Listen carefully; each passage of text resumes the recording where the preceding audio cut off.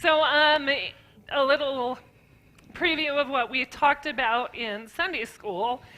We have a thing that kind of leads us into the lesson. It's called The Bible Meets Life. Our point today is Jesus took my guilt. He took all of our guilt and set me free. So, a little story from The Bible Meets Life. Several years ago, I was preaching on forgiveness. I spoke of how God had forgiven us, and therefore we needed to forgive others. The very next day, a man was waiting in my office to speak to me about my sermon. To know someone wants to discuss the sermon fills every pastor with a note of uncertainty. Will this be praise or a heavy critique? Was he going to point out some ill-advised illustration I had used? Was he going to critique my interpretation of the text? I'm sure John's ran into all of those.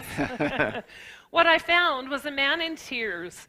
He told me that he had done some horrible things in his life and he wasn't sure he could ever be forgiven. Many people live under this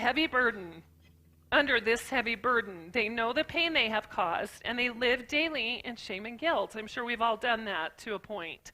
The good news that this pastor shared with this man is the same good news that is available to all.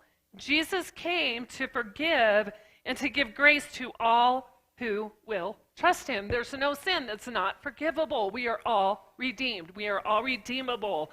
And the passage that we focused on was John 8. So if you have some time today, go to John 8, and the first couple of verses was what we focused on. But he is worth it all because he forgives us. He holds nothing against us if we confess and repent and turn to him.